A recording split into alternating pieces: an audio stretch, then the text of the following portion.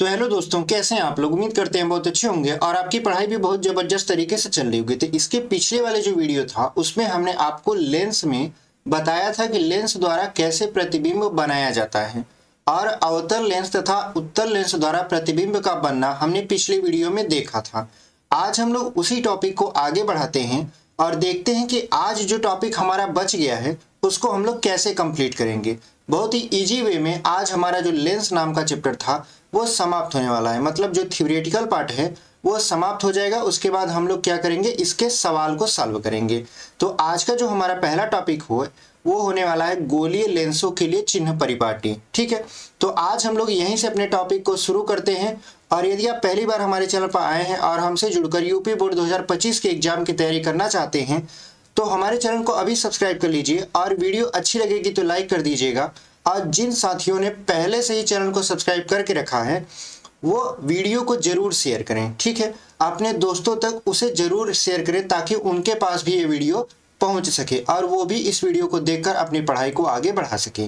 तो चलिए हम लोग बिना देरी के वीडियो को शुरू करते हैं। आज जो हमारा टॉपिक जिससे शुरुआत करेंगे हम लोग वो करेंगे गोलीय लेंसों के लिए चिन्ह परिपाटी। देखिए, चिन्ह परिपाटी क्यों जरूरी है आपके लिए पढ़ना।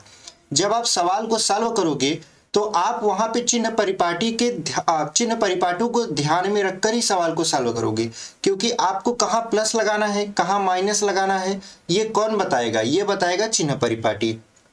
क्योंकि हमारे पास लेंस दो है, अवतल और उत्तल, तो दोनों के लिए हम लोग क्या करेंगे, चिन्ह परिपाटी को समझेंगे। तो सबसे पहले हम लोग समझते हैं उत्तल के लिए। किसके लिए समझेंगे, उत्तल लेंस के लिए चिन्ह परिपाटी। ठीक है, सबसे पहले उत्तल लेंस के लिए। तो उत्तल लेंस के लिए हम एक चित्र बनाते हैं। आप चित्र को पहले बना लेते हैं ऐसे। देखिए यहाँ पे हमने ये उत्तल लेंस खींचा और ये रहा इसका क्या, मुख्य अक्ष। ठीक है, ये मुख्य अक्ष रहा और यहाँ पर इसका रहा प्रकाशिक केंद्र C। इधर होता है आपका F1, इधर होता है आपका 2F1, यहाँ होता है आपका F2 और यहाँ होता है आपका 2F2। अगर आप चित्र से एकदम ध्यान से सारी चीज़ों को समझने लगे तो आपको याद करने की जरूरत नहीं पड़ेगी। कुछ लोग बैठ के क्या करते हैं, रटने लगते हैं, तो उनको रटने की जरूरत नहीं है। बस आप चित्र से जैसे जैसे बता रहे वैसे वैसे समझने की कोशिश करिए। देखिए, आपने जब वस्तु कहाँ कैसे रखी जाती है, मतलब उत्तल लेंस द्वारा प्रतिबिंब का बनना जब पढ़ा था तो वहां पे आपने पढ़ा था कि जो वस्तु है वो हमेशा बाएं साइड रखी जाती है। यानी इस साइड तो हमारी वस्तु रखी जाती है और इस साइड हमारा प्रतिबिंब बनता है। यानी इस साइड हमारी वस्तु रखी जाती है और इस साइड हमारा क्या बनता है, प्रतिबिंब बनता है, एक कंडीशन को छोड़कर। यानी यदि छठवां कंडीशन को छोड़ दिया जाए तो बाकी सारे कंडीशन में प्रतिबिंब दाहिने तरफ बनता है और वस्तु को बाएं तरफ लिखा जाता है। आप जानते हो यहाँ पर यदि हम इस तरीके से आपका अक्ष बना दें, ये वाई अक्ष है, ये यक्ष अक्ष है, इसको वाई डैश कर दें, इसको यक्स डैश कर दे, तो आप जानते हो अगर ये मान ले कि यहीं पर ऐसे लेंस रखा गया है ऐसे, तो ये बताइए लेंस के यदि दाहिनी तरफ चले तो कौन सा चिन्ह पड़ेगा, तो आप कहोगे प्लस। यदि लेंस के बाएं साइड चले तो क्या कहोगे आप, माइनस है। अगर हम ऊपर के साइड जाते हैं तो क्या कहोगे, प्लस है। और यदि हम नीचे की साइड आते हैं तो क्या कहोगे, माइनस है। बस इसी नियम को यहाँ पर भी अप्लाई करना है। ये जो सी दिख रहा है, सी हमारा मूल बिंदु है। तो मूल बिंदु की यदि ऊपर रखते हैं हम तो हम लोग वस्तु कहाँ रखते थे, मुख्य अक्ष के ऐसे ऊपर। तो वस्तु की लंबाई को O से दर्शाते हैं। तो O क्या होता है आपका, प्लस में होता है क्योंकि मुख्य अक्ष के ऊपर है। और प्रतिबिंब हमारा कहाँ बनता था, हमारा प्रतिबिंब बनता था ऐसे मुख्य अक्ष के नीचे। तो प्रतिबिंब की लंबाई को हम लोग I से दर्शाते हैं, तो I क्या हो गया आपका, माइनस हो गया। उसके बाद देखिए इसमें जो F काउंट किया जाता है, क्योंकि दोनों तरफ F है, F1 F2, तो इसमें जो काउंट किया जाता है फार्मूले के लिए वो F2 काउंट किया जाता है। मतलब C से लेकर F2 के बीच की दूरी को F बोलते हैं। तो F किस में पड़ गया यहाँ पे, देखिए F जो है वो आपका दाहिने साइड बन रहा है, मतलब प्रतिबिंब के साइड बन रहा है, इस साइड। तो आपका F क्या हो जाएगा, यहाँ पे प्लस हो जाएगा। F क्या हो गया, प्लस हो गया। उसके बाद यदि हम बात करते हैं U की, U मतलब क्या होता है, U मतलब होता है प्रकाशिक केंद्र से वस्तु के बीच की दूरी। यानी ये जो वस्तु आप रखे हो इसके बीच की दूरी को हम लोग बोलते हैं U। यानी ये आपका U रहा और U किस साइड पड़ रहा है, तो बाएं साइड पड़ रहा है। तो बाएं साइड पड़ रहा है तो ये क्या हो जाएगा, माइनस। उसके बाद V का मतलब क्या होता है, भी का मतलब होता है प्रकाशिक केंद्र से वस्तु यानी प्रतिबिंब के बीच की दूरी। तो प्रकाशिक केंद्र से प्रतिबिंब के बीच की दूरी कहाँ पड़ रहा है आपका, दाहिने साइड पड़ रहा है, मतलब इस साइड पड़ रहा है। तो इस साइड क्या होता है, प्लस होता है। तो ये हो गया प्लस। यानी अगर हम देखें उत्तल लेंस के लिए तो I का मान माइनस में, O का मान प्लस में, F का मान प्लस में, U का मान माइनस में और V का मान क्या होता है, प्लस में होता है। ये तो हो गया आपका किसके लिए, उत्तल के लिए। अब हम लोग देखेंगे किसके लिए, अब हम लोग देखेंगे अवतल लेंस के लिए। देखिए दोनों लेंसों का समझना बहुत जरूरी है, क्योंकि जब आपको हम न्यूमेरिकल सॉल्व करवाएंगे तो वहां पे हम चिन्ह जब लगाएंगे तो आपके मन में डाउट हो जाएगा कि ये तो प्लस नहीं था, प्लस कैसे बन गया, या माइनस नहीं था, माइनस कैसे बन गया, कैसे ये कह रहे हैं कि वास्तविक है, आभासी है। ये सारी चीजें समझने के लिए क्या करना पड़ता है, आपको चिन्ह परिपाटी को ध्यान देना पड़ता है। तो हमने उत्तल लेंस के लिए जो चिन्ह परिपाटी था उसको समझा दिया। अब हम लोग किसके लिए समझने वाले हैं, अब हम लोग समझने वाले हैं आपका अवतल लेंस के लिए। तो अवतल लेंस के लिए देखिए यहाँ पे यदि हम ऐसे चित्र बनाएं अवतल लेंस का कुछ इस तरीके से, ये आपका अवतल लेंस है और ये रहा आपका प्रकाशिक केंद्र इस तरीके से। यहाँ पे देखिए यहाँ पे जो फोकस होता है वो उल्टा होता है, मतलब देखिए यहाँ पे F1 यहाँ था, लेकिन यहाँ पे देखेंगे तो यहाँ पे F2 होगा और यहाँ पे क्या होगा, F1 होगा।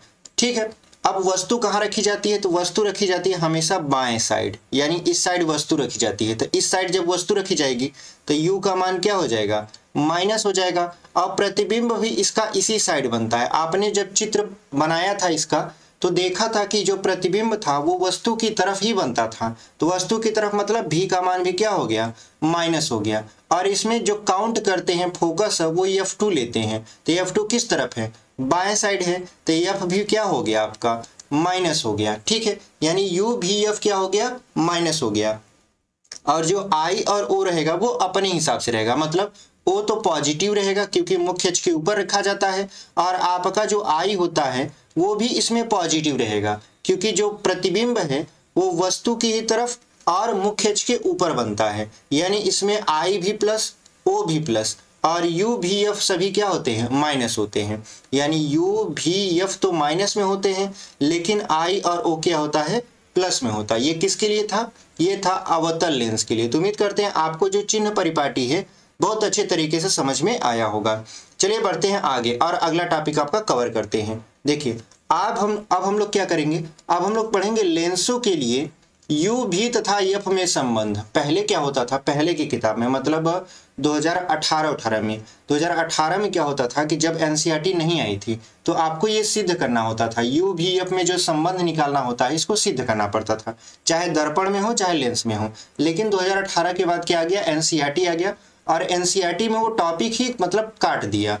काटने का मतलब ये है कि केवल फार्मूला को इंट्रोड्यूस कराया, बाकी जो आपका वो था सिद्ध करने का पार्ट वो काट कर अलग कर दिया। तो हम लोग क्या करेंगे, केवल और केवल फार्मूले पर ध्यान देंगे। सिद्ध करने वाला इंटर में कर दिया, मतलब कि 12th क्लास में कर दिया। जब आप 12th क्लास में जाओगे तो वहां पे आपको सिद्ध करना पड़ेगा। तो फिलहाल यहाँ पे क्या करते हैं, लेंसों के लिए U भी F में संबंध। तो लेंसों के लिए U भी और F में क्या संबंध होता है, तो फार्मूला इसका होता है 1/F बराबर 1/V माइनस 1/U। देखिए 1/F बराबर क्या होता है, 1/V माइनस 1/U। अब अगर आप दर्पण पढ़े हो, शुरू से हमारे चैनल से जुड़े हुए हो, तो आपको पता होना चाहिए कि दर्पण सूत्र भी सेम यही होता था, लेकिन फर्क सिर्फ इतना होता था कि जो ये माइनस यहाँ पे लगा है वहां पे प्लस लगा होता था। यानी लेंस का सूत्र और दर्पण का सूत्र दोनों सेम है, बस जहां प्लस होना चाहिए वहां पे यहाँ पे क्या हो गया है, माइनस हो गया है। ये F क्या है, V क्या है, U क्या है, ये आपको पता है। F क्या है आपका, F है आपका दर्पण की फोकस दूरी, दर्पण नहीं, ये लेंस की फोकस दूरी। ठीक है, लेंस की क्या है, फोकस दूरी है। हम लिख देते हैं यहाँ पे फोकस, उसके बाद दूरी। अब देखिए V क्या है, V हमने बताया प्रकाशिक केंद्र से प्रतिबिंब के बीच की दूरी, यानी प्रकाशिक केंद्र, यहाँ पे लिखेंगे आपका प्रकाशिक केंद्र तथा प्रतिबिंब के बीच की दूरी है। ठीक है, प्रतिबिंब के बीच की दूरी, यहाँ पे लिख देते हैं के बीच की दूरी। देखिए यहाँ पे लिख दिया हमने।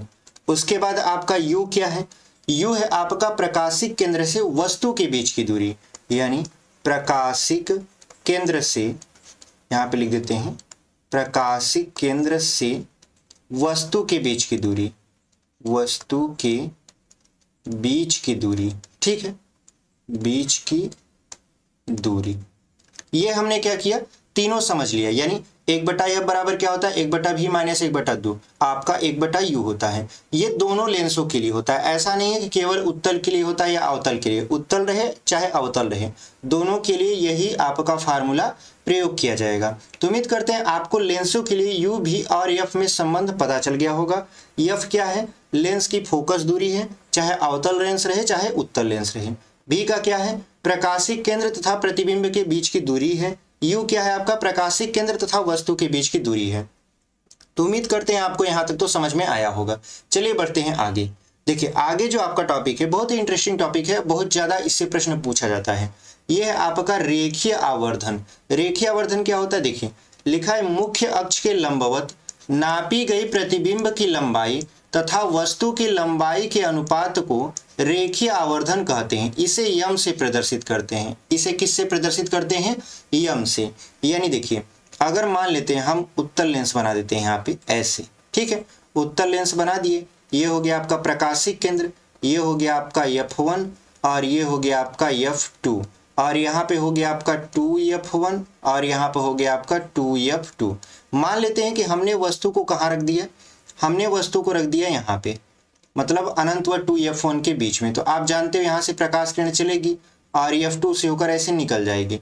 दूसरी प्रकाश किरण प्रकाशिक केंद्र से ऐसे चलेगी और क्या कर देगी, ऐसे काटते हुए निकल जाएगी। तो जो वस्तु का प्रतिबिंब बनता है वो f2 और 2f2 के बीच बनता है। हमने जब आपको चित्र में जब आपका ये पढ़ा रहे थे वस्तु का प्रतिबिंब कैसे बनता है उत्तल और अवतल में, तो वहाँ पे हमने आपको समझाया था, ठीक है।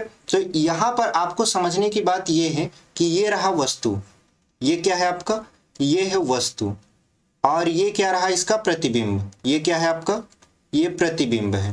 देखिए वस्तु को हम लोग किससे दर्शाते हैं, आपके किताब में लिखा होगा H और H डैश, लेकिन हम इसको किससे दर्शाएंगे, हम दर्शाएंगे O से। O का मतलब ऑब्जेक्ट और I का मतलब होता है इमेज, ठीक है, ताकि आप H और H डैश में कंफ्यूज ना हो पाओ। कभी कभी क्या होता है H और H डैश तो आपने याद कर लिया लेकिन अनुपात लगाना गलती कर दिया, पता चला कि H डैश ऊपर रहेगा तो आपने H को पहले लिख दिया तो गलती हो जाएगा। इसीलिए हमने क्या किया, O और I लिखा। O मतलब ऑब्जेक्ट, I मतलब होता है इमेज। कोई आपका लफड़ा ही नहीं है, दोनों याद हो जाएगा। तो देखिए यहाँ पे कह रहा है कि यम बराबर जो होगा, यम बराबर होता है I/KO, यानी मुख्य अक्ष के लंबवत नापी गई आपकी प्रतिबिंब की लंबाई बटा वस्तु की लंबाई का जो अनुपात होता है वही क्या होता है आपका रेखीय आवर्धन। देखिए एक बात आप ध्यान में रखिएगा, जो भी राशियां अनुपात में होती हैं उनका कोई मात्रक नहीं होता।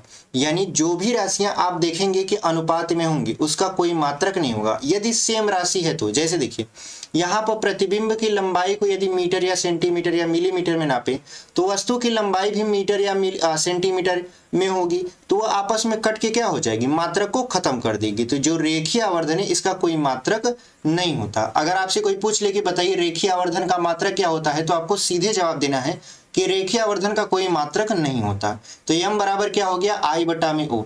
अब देखिए एक फार्मूला और पूछता है आपसे, एक फार्मूला पूछेगा इस तरीके से, यहाँ लिख देते हैं यम बराबर। देखिए यम बराबर कहेगा u और v में क्या संबंध होता है, तो यम बराबर देखिए v/u भी होता है। यानी दो फार्मूले होते हैं, एक यम बराबर I/KO, एक यम बराबर होता है v/u। v क्या है आपका प्रकाशिक केंद्र से वस्तु की प्रतिबिंब के बीच की दूरी, u क्या है आपका प्रकाशिक केंद्र से आपका वस्तु के बीच की दूरी। तो देखिए यम यहाँ पर भी है, यम यहाँ पर भी है, तो यम बराबर फार्मूला क्या निकलता है, I/KO बराबर v/KU, ठीक है। ये आपका फार्मूला फाइनली बनकर तैयार हो जाता है। तो ये रहा आपका रेखीय आवर्धन, जिसे हमने बहुत अच्छे से एक्सप्लेन करने की कोशिश किया है। उम्मीद करते हैं आपको ये पसंद आया होगा और समझ में भी आया होगा। चलिए बढ़ते हैं आगे। देखिए आगे है आपका लेंस की क्षमता। इससे भी क्वेश्चन बहुत ज्यादा पूछा जाता है। रेखीय आवर्धन की तो परिभाषा पूछी जाती है, लेकिन आपका जो लेंस की क्षमता है, परिभाषा तो छोड़िए, इससे आपका प्रश्न बहुविकल्पी में बहुत ज्यादा पूछा जाता है।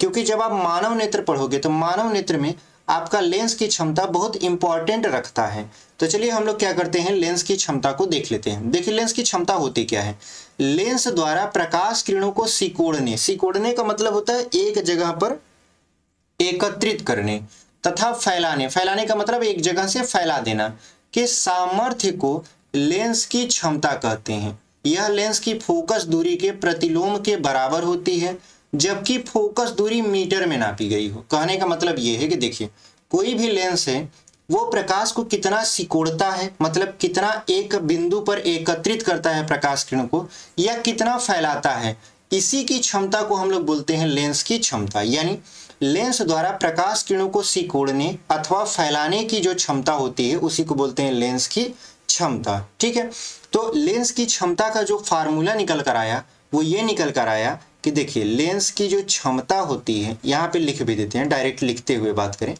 लेंस की क्षमता। देखिए, लेंस की क्षमता को P से प्रदर्शित करते हैं। किससे प्रदर्शित करते हैं?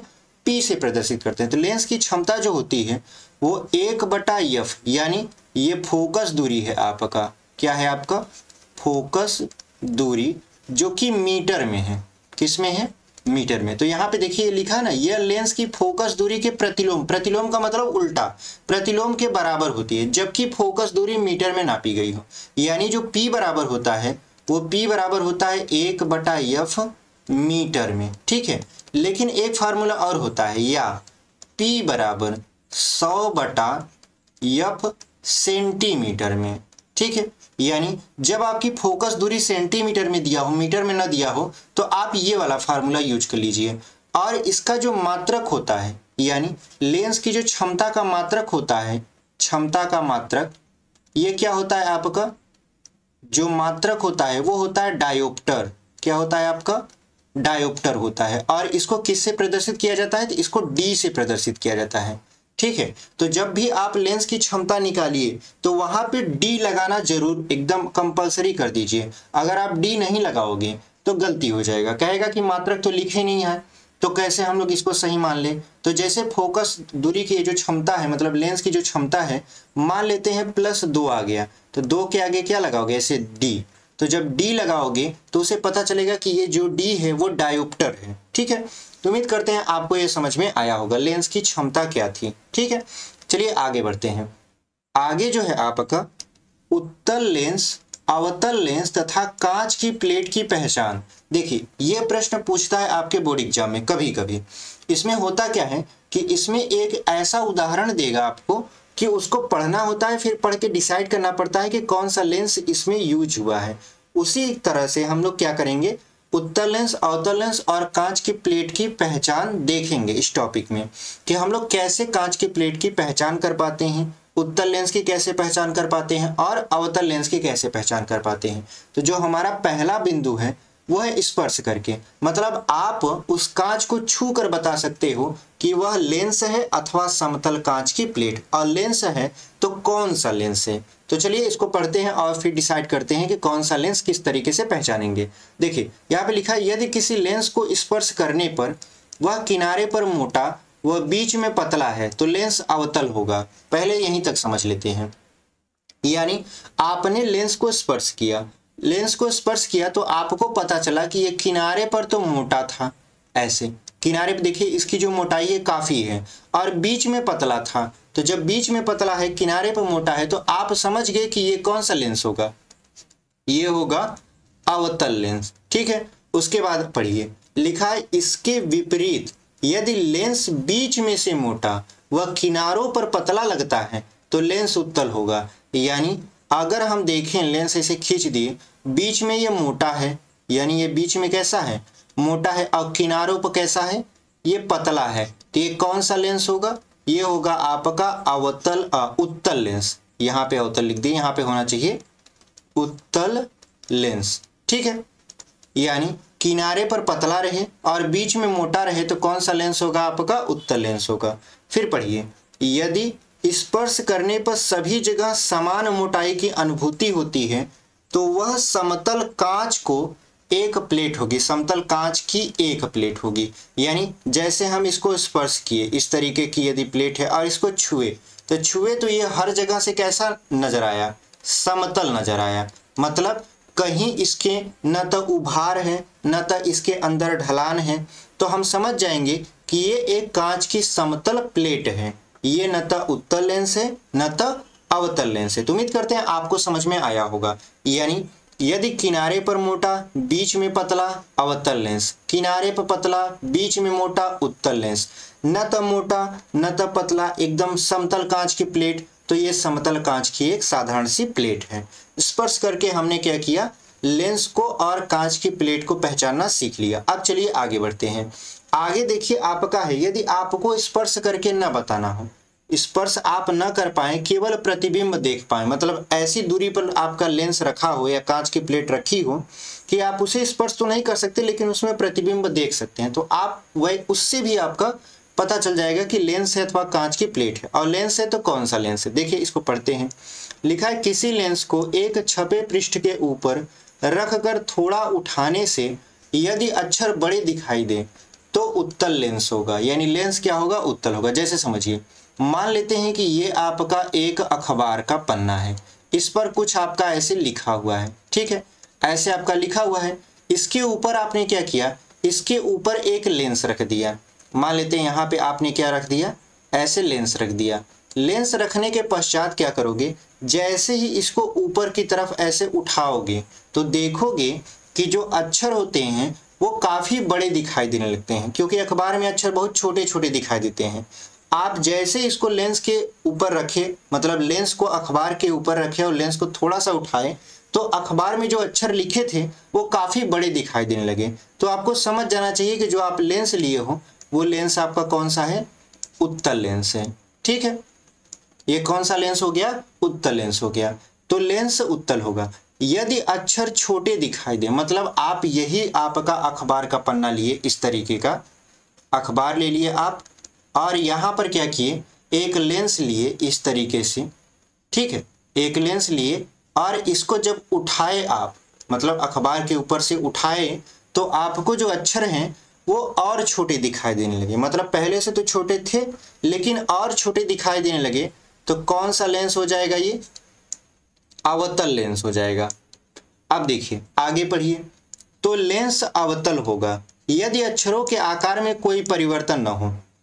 मतलब आपने क्या किया, आपने इसको ऊपर उठाया, देखा कोई परिवर्तन नहीं हो रहा है, मतलब न तो अक्षर बड़ा हो रहा है न तो अक्षर छोटा हो रहा है, तो वह कांच की प्लेट होगी। यानी आपने अखबार पढ़ने के लिए क्या किया, एक कांच के ऐसे प्लेट लिया, मतलब कांच की प्लेट लिया, इसको उठाया, देखा अक्षर में कोई परिवर्तन नहीं हो रहा था, अक्षर जैसे लिखे थे वैसे ही दिखाई दे रहे हैं, तो ये आपका क्या होगा, कांच की प्लेट होगी। लेकिन यदि आपके टीचर जो आपसे ये प्रश्न पूछ रहे हैं कि बताइए प्रतिबिंब देखकर कैसे वस्तु, मतलब कैसे लेंस को डिसाइड करेंगे, वो आपसे ये पूछ ले कि ठीक है अच्छा ये बताओ, उत्तल लेंस तुमने बताया कि अखबार के ऊपर लेंस रखे, लेंस को उठाए, अक्षर बड़ा दिखाई देने लगा, तो लेंस उत्तल हो गया। लेकिन इसको कितना ऊपर उठाएं, अगर ज्यादा ऊपर उठाएंगे तो क्या होगा, तो आपका आंसर होगा कि सर यदि ज्यादा ऊपर उठाएंगे तो उत्तल लेंस हुआ तो अक्षर आपको उल्टे दिखाई देने लगेंगे। देखिए यहाँ पे लिखा है, यदि उत्तल लेंस में, यानी यदि लेंस को छपे पृष्ठ से काफी ऊपर उठाया जाए, मतलब रखा है पन्ने के ऊपर, पन्ने के ऊपर से लेंस क्या किया, काफी ऊपर यदि उठाया जाए, तो उत्तल लेंस में अक्षर उल्टे दिखाई देने लगेंगे। मतलब ये जो उत्तल लेंस आप देख रहे हो, इसमें अक्षर आपके कैसे दिखाई देंगे, उल्टे दिखाई देने लगेंगे। वह अवतल लेंस में अक्षर सीधे दिखाई देंगे, मतलब इसमें क्या होगा, इसमें तो सीधा दिखाई देगा लेकिन इसमें क्या होगा, उल्टा दिखाई देगा यदि हम लेंस को काफी ऊंचाई तक रखें। उसके बाद यदि कांच की प्लेट से देखने पर अक्षरों पर कोई प्रभाव नहीं पड़ेगा, मतलब इस पर यदि कांच की समतल प्लेट से देखेंगे तो अक्षर पर कोई भी प्रभाव नहीं पड़ेगा, वो छोटा है तो छोटा दिखाई देगा, बड़ा है तो बड़ा दिखाई देगा। तो हमने आपका स्पर्श करके और प्रतिबिंब को देखकर लेंस की पहचान करना सीख लिया है। चलिए आगे देखते हैं।